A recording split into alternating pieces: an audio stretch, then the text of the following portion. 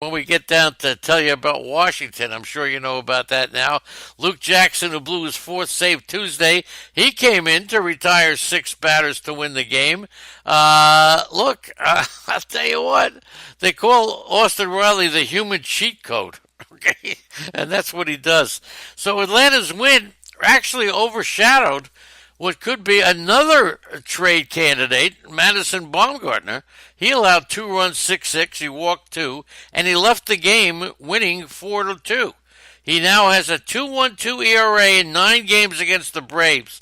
He last was defeated by Atlanta back in the end of August 2012. Gausman allowed 3 runs in 6 innings. He has 1 win in his last 9 starts. Kevin Gausman not getting a lot of good luck. The starters have been the key to the Braves winning 9 out of their last 13. So when you're looking for starting pitchers, you got to hunt and see who's pitching for the Braves because they're doing it now. They were 1.5 games behind the Phillies in the National League East. That was before their finale in San Francisco. The Braves, I'll tell you, good starting pitching. Entering Thursday, Braves starters allowed 2 runs or less in 8 straight games. That's pretty good pitching, man. And that's the team's longest streak in a long time. So the Braves, really, they had a under 3 ERA in May. Okay? Yep, they did, entering Thursday. So it's been pretty full. To Newich, 6.91 ERA in 5 starts. He's been the weak link. All right, and I'll tell you, another good outing today against St. Louis. That would really make a big difference. If Fulte gets going, Soroka and Max Fried are really as good as they appear. I'll tell you what, this Brave team is going to be solid. And we all talked about Soroka, 22nd best among National League pitchers entering Thursday's game in WAR. Okay, so unbelievable. All right, so Fried has given the Braves more than expected. Soroka, Fried, pretty unbelievable. But here's the other key now to their offense. Since May 10th, okay, when Brian Snitker redecorated his lineup and he put Acuna where he wanted to be, he shifted Acuna to the top. He put Dansby Swanson second. He put Josh Donaldson in the cleanup spot. The Braves have gone 9-3. That's a big deal. 9-3. So Acuna's been a real spark. He's at 3 homers in 4 games since entering Thursday. He's killing the Giants, okay? Swanson 4 for 9 in this series, including a 3-run homer. Since snapping his 0 for 17 6 days ago, he's been 7 for 19. Freeman, another quiet 3-hit game. Holy mackerel, he's got an 8-game inning streak. Freddie Freeman has hit in his 12 of his last 13 games with a 4.23 average, 9 extra base hits. Donaldson was off Wednesday. Josh Donaldson, try to get him now in a trade while he's still kind of under the radar. He's starting to round into form, okay? And he's a pretty good DFS player right now. His value could be low. He is 13 for 40. He was 0 for 14 going through on May 7th, and now 13 for 40 since then. So he is starting to hit, okay? He's only had, before the change in the batting order, he doesn't have a lot of RBIs. He only had 18 at-bats with runners in scoring position. So, and he ranks 4th in the league in walks. So I say now, start thinking about if you could fit Donaldson into your DFS lineup. He is becoming Josh Donaldson. Good morning to Retorius. Good morning to that guy. Retorius has made it in. Good morning, Zelmo, White Sox Al, Unholy Toledo, Donkey Yoki is here, and Brooks is here. It's going to be a better day today, Brooksy, guaranteed, okay? Better day. Yesterday was a killer in the market, me and Brooks holding hands all day, okay? The Yankees in Baltimore, Stanton trying to get his legs ready to play right field, suffered a calf injury. Unbelievable. So we'll see what happens. He's been kind of shut down. Yankees still added 2 more homers, even though Torres didn't play. They sat Torres and Sanchez. So, and the beating went on. Okay, they had 30,000 people. 30,000 people announced at the ballpark yesterday. Okay, so in Baltimore, unbelievable. Orioles are 15-35. They're on pace to lose 113 games, not as much as the Marlins. Look, Sanchez and Torres were 10 for 26 with 14 RBI. Imagine if the Yankees lost, got shut out.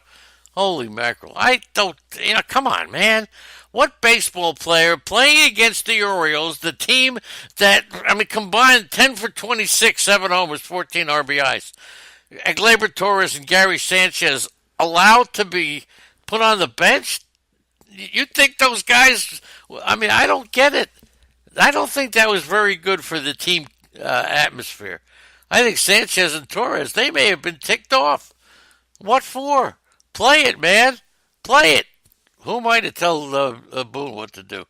Who am I? I'm the legend. That's why. That's all I'm telling him. Yeah, Donaldson killed me. I'm sorry about that, Rotorius. So the D.D. Gregorius played 5 innings in an extended spring training. Didn't make an error. Line to right. Fly to right. Struck out. Who cares? Excuse me. Whoa.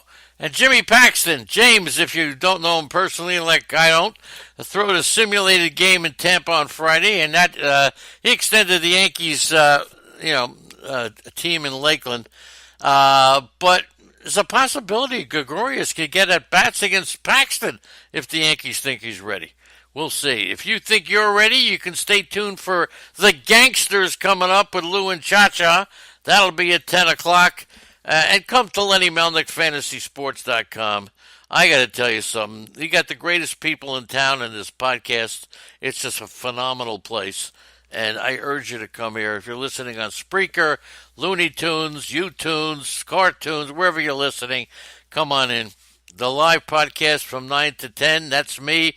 But all day long, check the schedule. Come to the page. Take a look at the schedule. Cha-Cha, you proud of me? There you go. All right, a couple of AAA prospects heading their way to Baltimore soon.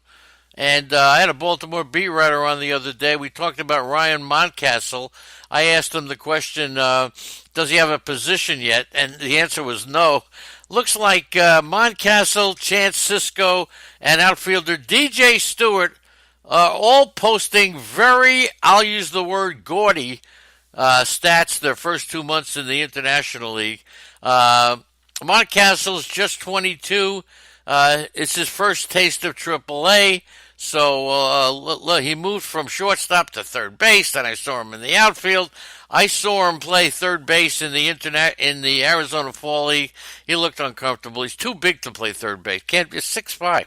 Can't bend over. I'm telling you, he can't do it. So they're moving him to first base and maybe even just a permanent DH. So he was promoted midseason to Double-A. So let's see what happens. He's coming along well at first base, they say. Becoming a good receiver over taking throws up high, low, picking balls in the dirt, all that stuff, which I could do when I was 8 years old. Holy mackerel. I have a hard time believing that Mountcastle, if he can't play first base, I remember when Mickey Mantle couldn't run, where did they put him at first base? Stan Musial couldn't run, where did they put him first base? Harmon Killebrew, you name it. I've taught Ernie Banks, you couldn't play shortstop, put him at first base. And Mountcastle can't play first base? I'm not even going there, okay? Stewart has been one of the hottest bats in the International League.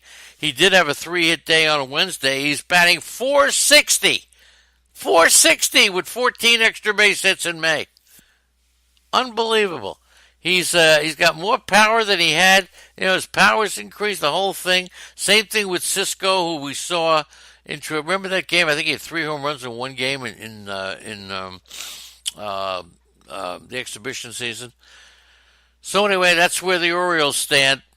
It's going to be interesting. They got a good farm system. I like what they got. Kayvon Biggio, son of Craig, is coming up.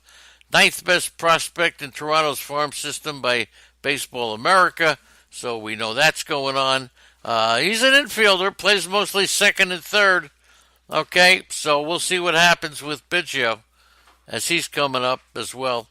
And you got this Ryan Weber who pitched unheralded but it gave Boston a whole lot. He pitched 6 good innings, and they needed it, boy. I'll tell you what. So I don't know if he's. I wouldn't grab him so fast, but we'll see. Rafael Devers, 2 hits, 2 RBIs, scored twice. Red Sox now 11-3 in the last 14 games, and more important, fantasy-wise, they've hit 29 home runs in the last 14 games. Okay, Blue Jays lost for the 3rd time in 4 games. 10 games. They don't care about the standings. Jackie Bradley had 2 hits. Bradley went 6 for 18 with 2 homers in the last 4 games. So, the Red Sox, I'm telling you, 11 home runs in 4 games. And Toronto's just falling apart. It's all about development. They're bringing up guys. They've dropped 8 of their last 10 at home, and they are. It's just not good. So Toronto's out. They're officially done. The ball game's over. Okay.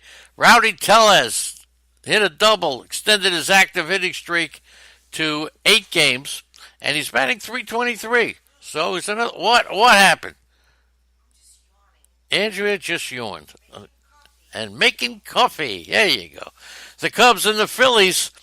And the Phillies had a lead in all 4. I mean, come on, man. This Greg Kimbrell thing, the Phillies had leads in all 4 games. Segura, JT Realmuto homered off Leicester. Phillies came back to win 9-7.